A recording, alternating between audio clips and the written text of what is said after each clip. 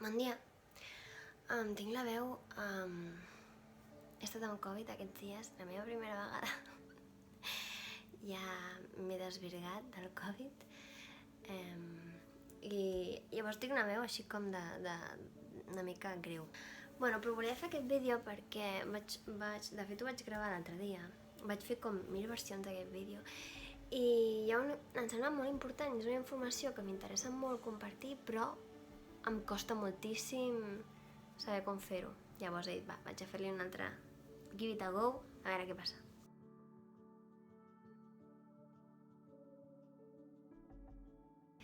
En fi, per què volia fer un vídeo sobre el català? El cas és que la meva relació amb el català ha canviat moltíssim i poder ajudar alguna persona a replantejar-se això, la relació que té aquesta persona amb la llengua.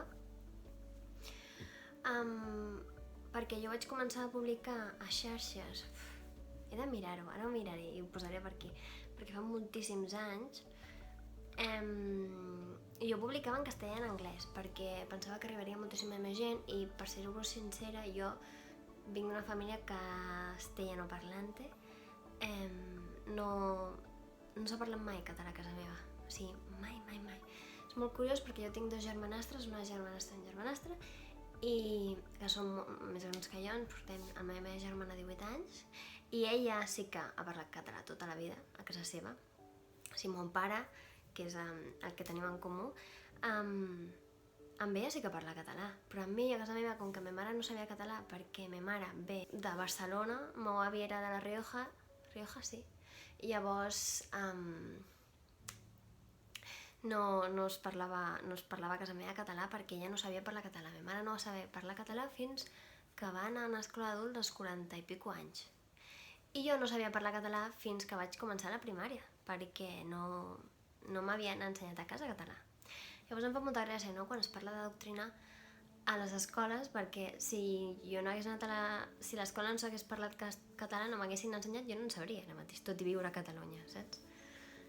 Anyway, el cas és que jo vaig començar a fer les vinyetes i tot en anglès i en castellà, pensant que arribaria moltíssima gent, i estava molt obsessionada en voler arribar a molta gent i fer-me famosa, poder treballar d'il·lustració, del que a mi m'agradés, però... A veure, vaig arribar a molta gent. Sí que és veritat que a Sud-amèrica hi ha un públic molt fidel que són com molt apassionats, i llavors quan els agrada el que fas és com que te amo, saps? I a mi he tingut molts seguidors de Sud-amèrica que encara em segueixen, de fet, i em sembla molt bonic perquè jo ara mateix publico en els dos idiomes, en català i castellà, i hi ha molta gent que m'escriu i em diu... Ara ja no tant, però quan vaig fer el canvi d'idioma em vaig deixar l'anglès de banda, va haver gent que em seguia que parlava anglès i em va dir, hòstia, em sap greu, però entenc que parlis en la teva llengua materna, i hi ha gent que quan vaig fer... O sigui, que era de Sud-amèrica em va dir, hòstia, me gusta porque se puede aprender català, saps? I per mi va ser com...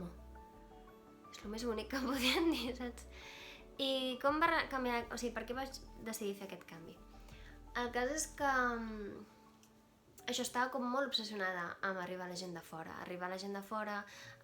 perquè pensava que aquí hi ha moltíssims il·lustradors molt bons i que no arribaria a aconseguir fer res que tingués a veure amb il·lustració.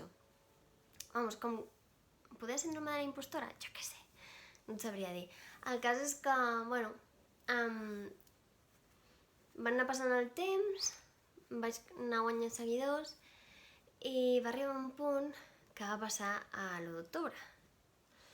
He de dir que jo, tot i que la meva família no es parlés català, amb totes les parelles que he tingut he parlat català. I jo sempre m'he comunicat en general en català arrel d'això, que la meva primera parella als 17 anys, bueno, primera parella formal, parlés molt català a casa seva i jo passés molt de temps a casa seva amb la seva família. Llavors això em va marcar moltíssim i vaig agafar com molta estima al català arrel d'aquella relació.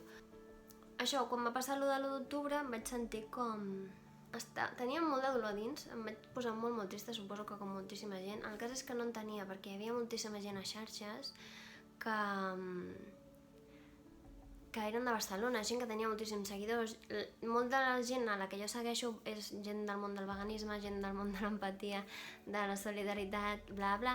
Llavors em sorprenia, no?, com aquesta gent que parla tant d'empatia, solidaritat i de drets humans no estiguin parlant d'això que està passant a la seva ciutat. Llavors això em sobtava moltíssim i em feia molt de mal perquè era com, no entenc.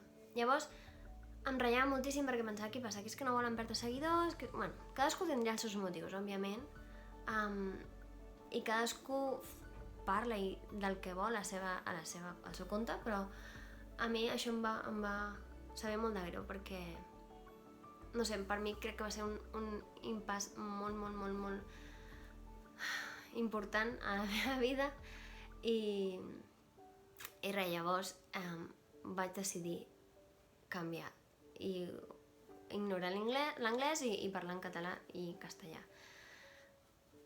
Vaig perdre molts seguidors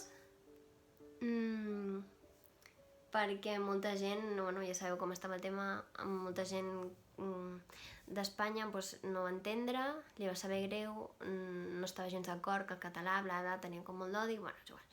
El cas és que jo vaig dir, bueno, doncs adeu, vaig fer alguns posts també sobre el procés, també a la gent no li va semblar bé, però bueno, al cap i a la fi totes aquestes coses, tots aquests posts que són així com més problemàtics, sempre acaben sent bons per la gent que publica, perquè si hi ha més comentaris, hi ha més moviments, si hi ha més likes, hi ha més moviment, i això fa que vingui més gent al teu compte, tinguis més seguidors, bla bla. En fi, així funciona l'algoritme Instagram. Bueno, això va ser com un canvi, no? Jo em dedicava a transcriure tot el que feia, tots els stories primer perquè els ficava als dos idiomes, per què? Perquè sé que tinc algunes seguidores que tenen problemes auditius, llavors sempre la transcrivia perquè així es poguessin accedir a aquest contingut dels stories, i ho feia en català, que era com parlava, i alhora ho feia en castellà per la gent que no entengués el català. Què va passar? Bueno, a mi fer 4 stories em suposava una eternitat de temps per haver de traduir tot el que deia, era moltíssima feina. I llavors va arribar la meravellosa opció de posar el botó de traduir els stories, i a mi em va salvar la vida. Estic molt contenta que existeixi aquesta opció perquè era molta feina. I el cas és això, que jo, com que no sabia parlar català, m'he passat tota la vida una mica insegura, perquè hi ha moltes paraules que jo no he mamat de casa meva, no sé, o sigui, no me les han ensenyat. Hi ha paraules que jo no sé dir, hi ha vocabulari que em falta, perquè jo sí vaig estudiar a l'escola normal, es feia català normal, després vaig fer el batxillerat humanístic i fèiem literatura i tal, però no sé, sempre em costava molt connectar amb la lectura en català, per exemple, i això tampoc ajudava, perquè el meu cervell fins a aquell moment funcionava en castellà sempre. I a vegades crec que encara em passa, però és veritat que jo vaig parlant i fico moltes paraules en castellà perquè em falta vocabulari. Llavors, en general, bastanta inseguretat, crear contingut en català, hi ha molta gent que em va corregir de bones maneres, hi ha gent que no de tan bones maneres, però en general bones maneres, dient-me, no, això es diu així, no sé què. Jo feia moltes de tanica, això ho deia molt. Sigut, també ho dic molt. O sigui, jo soc conscient que són coses que he anat corregint i que a vegades se'm colen, però això, era com, bueno, vols fer contingut en català, però et falta... faràs moltes errades. A part també que sóc una persona molt despistada i que les errades és algo molt comú en mi, i que al principi m'obsessionava molt perquè era com, té que ser perfecta, i al final és com... no, prefereixo ser jo, sincera, i acceptar que em faig errades i ja està, no passa res. Això, em sembla molt curiosa aquesta evolució que he tingut, perquè de tenir aquest amor, aquesta inseguretat, a decidir arriscar-me una mica, perquè era com, bueno, vale, no m'han ensenyat català a casa, hi ha moltíssimes paraules que no sé, hi ha moltes coses que no em sé expressar, però m'agrada molt el català. Jo recordo de petita demanar-li a mon pare, podem parlar en català a casa? Que tenia 6 anys o així, que és quan vaig començar a parlar català a l'escola, i perquè em feia moltíssima il·lusió, sempre he tingut com aquesta petita connexió amb la llengua, tot i que no la parlés. M'encantava el català de petita, m'encantava, i com que era molt ampollona, era com, ai, vull saber més i tal, però això era molt difícil perquè a casa meva no es parlava, a la meva família no es parlava. Que a vegades sí que és veritat que els cercles amb els que et mous influencien moltíssim en l'idioma amb el que t'expresses. En el meu cas, el fet de tenir parelles que parlissin català m'ajuda moltíssim a perdre una mica aquesta inseguretat, que a vegades encara tingui. Algunes vegades que he sortit a fer una entrevista a la ràdio o he sortit a la tele, sempre m'ha sortit com aquesta veu de insegura, de nena bona, saps? Del pal, ai, no sé si el que estic dient, crec que diré una paraula, a part de que sóc totalment políticament incorrecta, se'm dona molt malament dir mentides i actuar, se'm dona molt malament, llavors si sento alguna cosa ho diré i ja està, vull dir, em costa molt controlar aquestes coses, i a vegades sí que és veritat que dic coses i després he dit, hòstia, upsi! Estic molt orgullosa de tot, d'aquesta evolució, penso que estic fent bastant bé, ara he de fer una feina en castellà i el meu primer instint va ser dir no, la vull fer en català, no vull, per què l'he de fer en castellà? I després pensar, bueno, relaxa't, saps? I bé, aquest és una mica resumit. Podia haver entrat molt més en detall a la teva familiar per explicar per què no sabia català jo ni ma mare, però bueno, penso que que podem hem de treure una mica. Sí que és veritat que és això, tenia com aquesta idea de persones que han viscut amb el català, que em vindrien i em diria estàs malmetent la llengua, saps?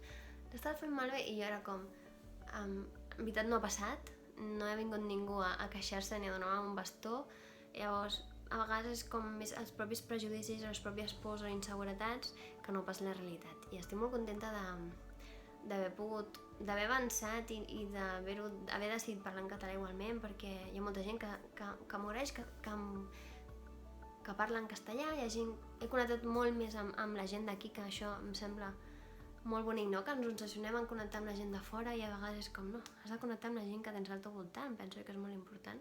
Una mica la meva reflexió, estic una mica desordenada, espero ara endreçar-ho perquè el meu cap funciona així, no funciona gaire en línia recta, és més com... Espero que no se us hagi fet molt pesat i ja està. Aquesta és la meva reflexió sobre la meva evolució amb el català, sense entrar això molt en detall, però sobretot referent al tema xarxes i comunicació amb el nostre voltant. Penso que poder això ajudar altres persones a adonar-se de la situació en la que estan vivint o que poder els hi fa vergonya no parlar català perquè pensa que no el parla perfectament, i penso que, bueno, que tothom ha tingut la seva vida i les seves evolucions i les seves històries i que només tu saps d'on vens i per on has passat i la història de la teva família, que hi ha molts factors i que això no t'hauria de treure les ganes de parlar en un idioma en què creus que connectes, si és el cas. Llavors, simplement fluir una mica, practicar, gaudir-lo. Jo crec que s'ha de gaudir parlar la llengua que t'agrada, igual que gaudeixes llegint o dibuixant, saps? I crec que l'has de sentir també a dins. A vegades costa i a mesura que es va agafant pràctica costa menys. Llavors jo animaria a tothom que està així dubtós perquè pensa que no parlarà perfectament i que poder li diuen coses, fluir i gaudir. I si la gent et corregeix, si et corregeix bé, aprendre, i si et corregeix malament, demanar-li que tinguin respecte i ja està. No sé, potser és que sóc molt bàsica i molt senzilla per aquestes coses, però penso que és el més important. I ja està, no em vull fer molt més pesada, que gràcies per venir a la meva TED Talk i que passeu bon dia.